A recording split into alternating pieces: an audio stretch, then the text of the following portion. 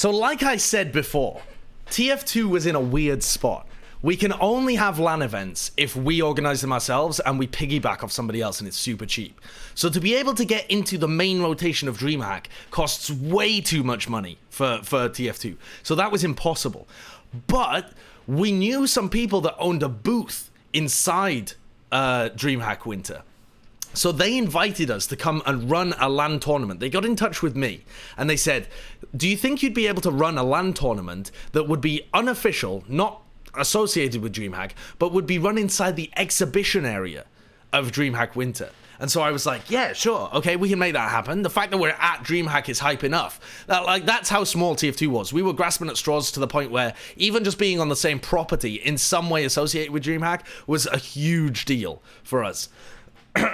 So the first time we're trying to get all of the teams there and stuff, we've got sponsorships from a couple of companies, and they've given us a bit of money to work with. And so we decided, what's the cheapest way of being able to get 4 teams of players, each of whom have 6, so that's 24 people, plus a bunch of production staff that we want to bring over, casters, people to run the production, people to do camera stuff, things like that. And this is our first time ever organizing it, my first time of ever going to DreamHack, so we didn't really know what to do. This time as well, because they approached us so late, all of the hotels and Airbnbs are taken. Everything's taken. So it's either incredibly expensive hotels, which none of our players would be able to afford, or we do something kind of outlandish. So we came up with an idea. The idea was, instead of each buying our own different rooms or our own different Airbnbs, we pool the 20 people together, 20, 24, maybe 30 people together. How many did we have in the end? I think it was, it was 30 people. We pool 30 people together and all of their money together as well. And we use it to buy, or rent rather, 2 mansions, 2 huge mansions. And we'll just live everybody in there. Like, we can set up some airbeds and stuff like that. So we had a bunch of Danish people, and we had a bunch of English people, and then a bunch more English people, I think. I can't remember who the 4 teams were, honestly. But we thought, okay, the mansions are only supposed to be for max 8 people, but we can probably cram 15 people into them if we really try, because we can put airbeds down in all of the different rooms. If you get a small Airbnb, there is actually only enough room for like 3 or 4 people, even if you really cram. But if you have mansions, if you actually go all out and get some places that are huge, then you can fit a lot of people in. So we bought 2 places, both of which were only supposed to have 8 people in. So we didn't tell them that there was going to be more than 8 people. We just turned up. And when they asked, like, when they were like, oh yeah, just come and we'll walk you around the apartment. No, it's not a ton of money for 2 people. We're trying to fit 15 people in an 8-bedroom place. So we're pooling the money together for 15 people because we all have to pay for our own accommodation because we're not sponsored by organizations or anything. It's a community event. Let me just refresh the chat as well here. So yeah, we found this enormous apartment. So when we turn up, we meet the man and the woman. It's only 2 people that live in this place normally, but it's like a radio star from Sweden.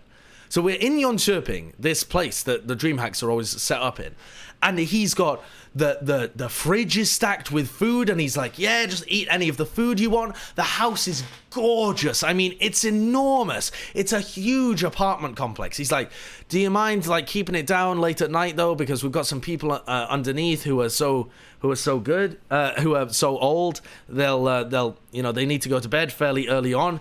But he was a bit weirded out at the beginning because we only turned up with 8 people, but it was 8 random people. Like, we didn't really know each other that well, some of us. It was my first time meeting some of these guys at LAN.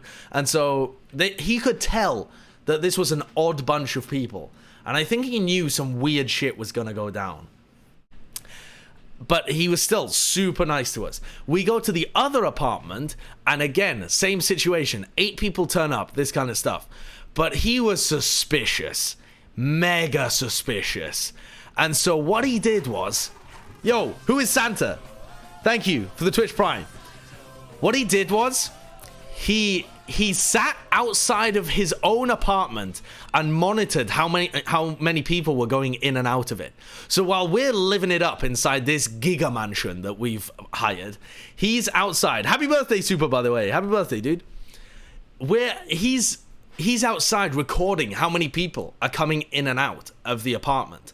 So he busts us. The next day in the morning, he rings the doorbell and he's like, "You guys have had far too many people in this apartment. You all need to leave." And we're like, what the fuck? We're in the middle of a LAN event and you want us to leave now? We're about to go and work the second day of this LAN tournament in DreamHack Winter with all of the production staff and half of the players, and you want us to leave? The tournament itself was a disaster at this point as well. And so, because we crammed all of these people into the mansion, he was determined that we had to leave. Incindric, thank you for the Twitch Prime. So, then we went round to the other mansion. So there's now 30... Oh, by the way, we didn't realize at the time, but these people are brothers. We'd hired one mansion from one brother and one mansion from the other brother. These people were related. They knew what was going on. Like, we thought we were playing them like a fiddle, and they were literally brothers. I mean, how unlucky do you have to get? How unlucky do you have to get? But because we hadn't hired through Airbnb, we'd hired through this third-party company, which I can't even remember the name of it now. Maybe it was run by this company that was run by the brothers or something as well. So we all left this house, and we all joined this other house. So now there's 30 people in an 8-bedroom apartment, but we're all panicking. We had like a meeting of the brains trust. We all sat down around this thing, and we're all sat there discussing, like, we were heading the meeting like, order, we've been busted in one of these apartments. What is our next call? Do we risk it? Do we all stay in this apartment? Do we try and scatter and find different places?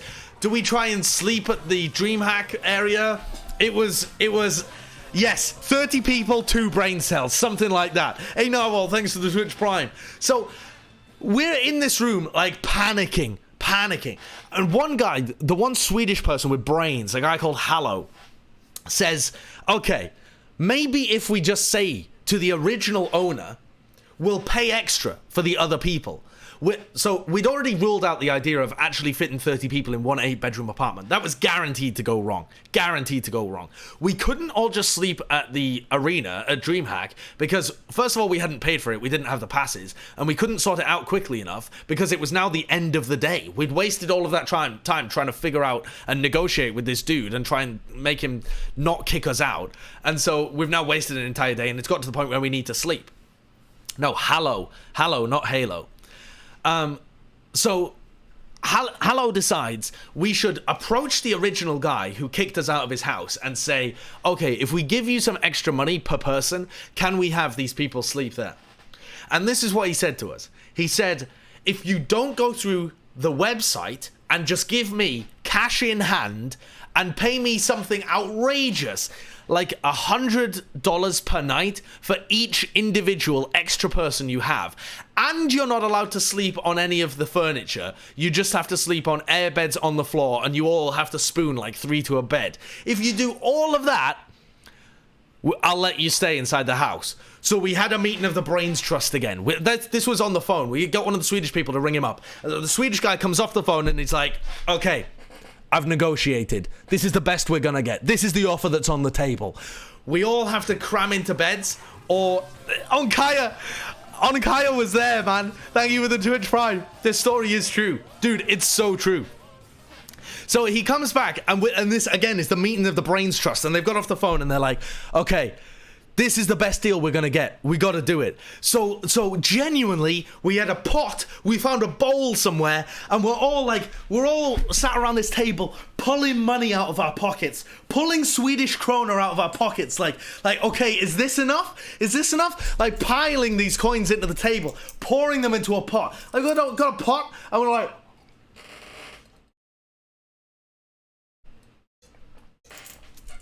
pouring the money into the pot. Going around, just jangling for change to each person. Please, could you contribute your amount?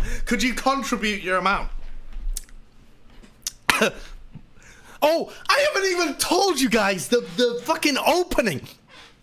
I paid my own money for all of these apartments as well. I fronted $3,000 to pay for these mansions so that this LAN could happen.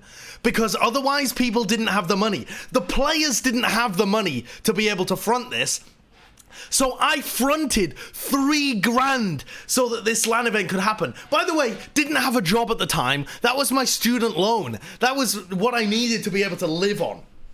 I had no money, and I had to front this $3,000, and suddenly I now realize that the money, I'm never gonna get it back, because it wasn't the $3,000, it was like now $4,500 for this.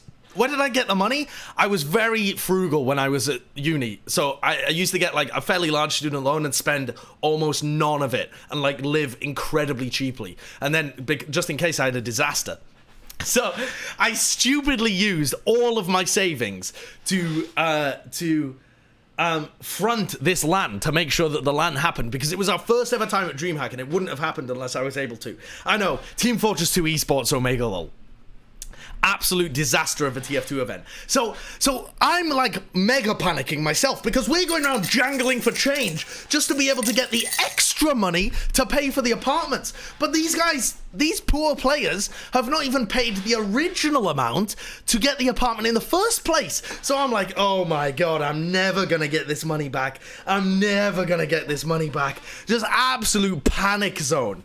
And I'm also working an unbelievable amount because I'm trying to organize the entire production and cast. So I had to be there at 8 a.m. and I finished at 11 p.m.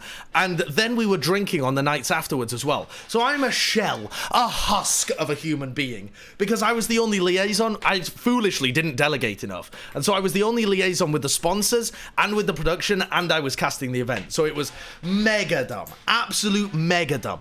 Look at this photo. Where is this photo? Spam the, like, there's a S Show Bones. Is it still called S Show Bones? This S Show Bones emote is from that LAN event. Because that photo was like a disaster zone. Who's got the original of that photo? Here it is. Look at this. DreamHack Winter 2015 Invitational. This is when the main production PC wouldn't work. This is after we'd been kicked out of the apartment.